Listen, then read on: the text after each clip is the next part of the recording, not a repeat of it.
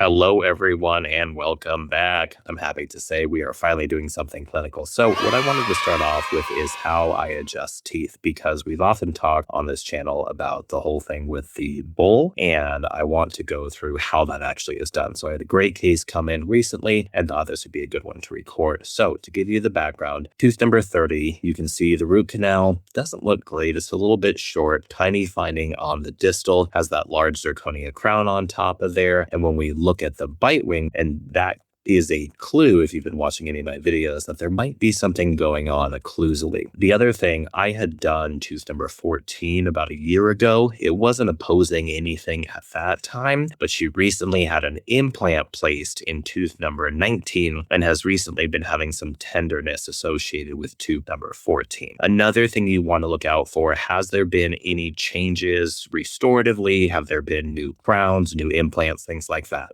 Moving to the inside, you can see the tongue is quite large for the space. We have some spacing and splaying of the teeth, and notice the scalloping of the tongue on the lateral borders. This is a sign that there may be some airway issues, that clearly the tongue is struggling to get inside there. She didn't have any medical history that was of note, but give it some time and I suspect that this would probably pop up given what we've talked about before in other lectures. When we look at the bite as well, you can see that there really isn't great contact between the maxillary and mandibular teeth. And as a reminder, what I like to tell patients, straight teeth obviously are pretty from a aesthetic standpoint, but they also function much better. And the purpose of anterior teeth is to protect the posterior teeth and vice versa. In her case, the anterior teeth weren't doing their job, and that's why you see a very heavily restored posterior dentition. She already has 3 root canals in the posterior. She's lost multiple teeth and has crowns on pretty much all of them as well.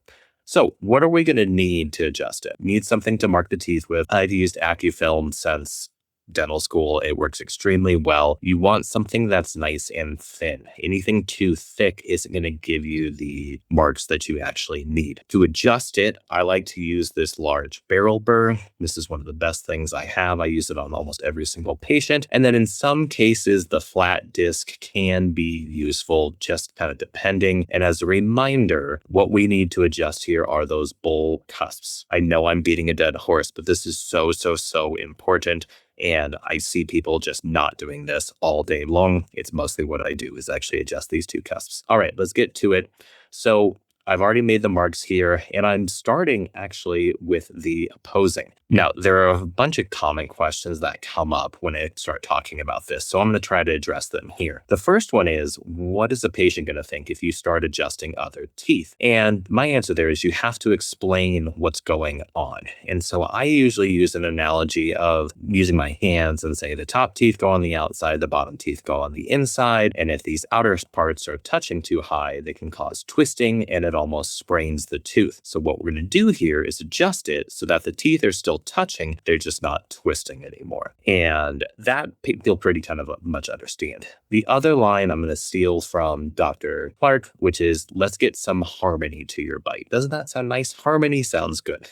And what you're looking for here is a few different things. When they're occluding, you'll notice that even though I'm adjusting the marks, as they bite, those marks actually get heavier. And that's because there are small little receptors in the PDL that actually tell the muscles how much they can fire.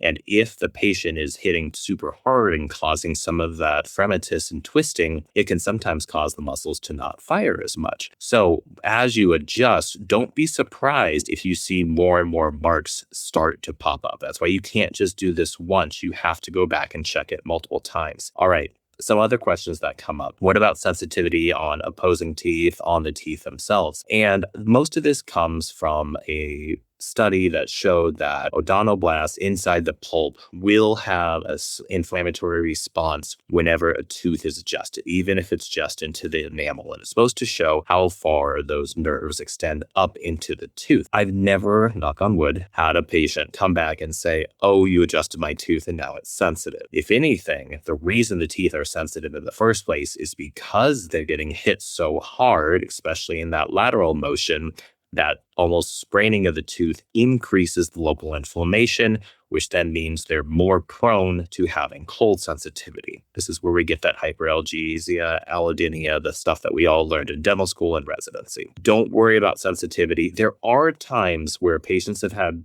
significant wear. And as I start to adjust, you can see that they do start to feel it a little bit. Obviously, if you're getting into dentin or getting close, stop. You can use the opposing. But as far as the run-of-the-day patient, they're not going to feel this at all. This is not going to cause sensitivity after and will probably make things a lot better. Another question is, what about the dentist? What if they're going to be upset that you're drilling on their pretty new crown? And I tend to not work with dentists who have that attitude. We tend to take a more holistic, comprehensive, interdisciplinary approach to helping our patients. So I can't say, depending on where you guys are. However, most people just want you to fix the problem. One of the things that a few of my colleagues talked about is, refer them back to the dentist to have them do the adjustment.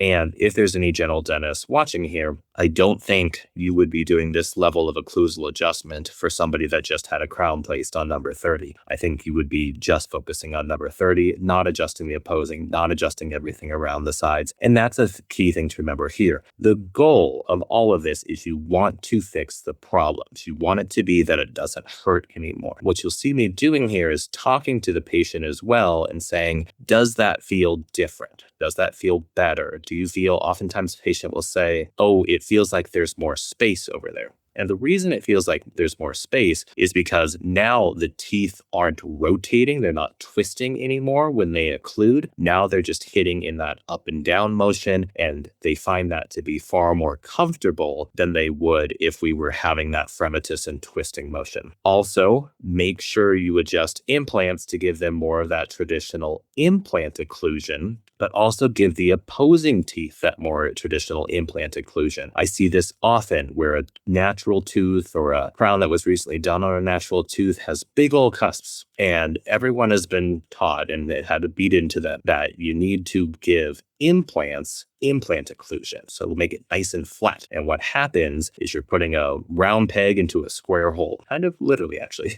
And by having those two opposing, the implant isn't going to move. Remember, that's why you want to do that nice flat occlusion for it, is so that it doesn't have any lateral interferences. But if you're not adjusting the opposing, who cares what you make the implant look like? You need to adjust everything. This is why it's important to look at the patients as a whole. This one, I also talked to her about orthodontics. As we talked about, she's already lost multiple teeth, had multiple crowns and multiple root canals, and she's 34. That's not normal.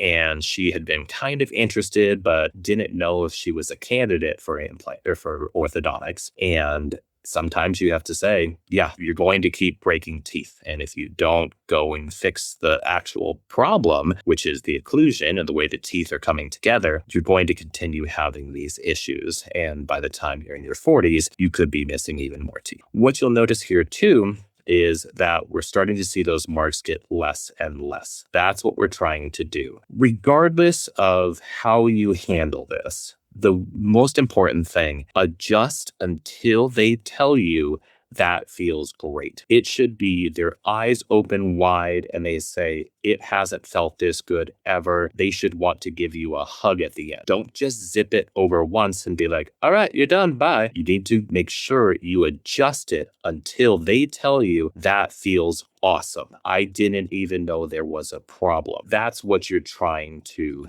get them to. And I feel this is another area where we sometimes don't succeed, is just doing a quick adjustment and leaving it there. Now, one thing to do at the end is anywhere that you adjusted where you made it tight, kind of flat, you want to gently go over with that barrel burr, smooth off any right angles so they don't have those sharp spots.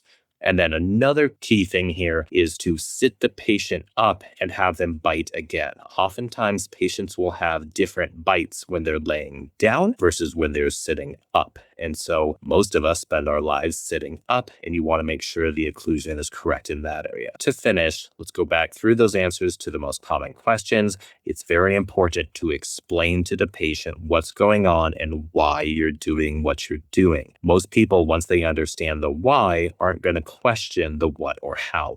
Sensitivity is really not a thing. If anything, you're going to make it a lot better by reducing those lateral interferences and the fremitus. And then as far as dentists being upset, 99% of mine don't even know we did an adjustment and don't care, because what they care about is that the patient is happy and able to function. That's the most important thing. Fix the problem. Anyway, thank you all so much for watching. I know it's been a while since I did a clinical one. We've been crazy busy at the office, and so I've had trouble getting a little extra time to record and go through everything. But hopefully this was useful for all of you. If you have any questions, please drop a comment below. Thank you all so much for watching, and I'll talk to you all next time.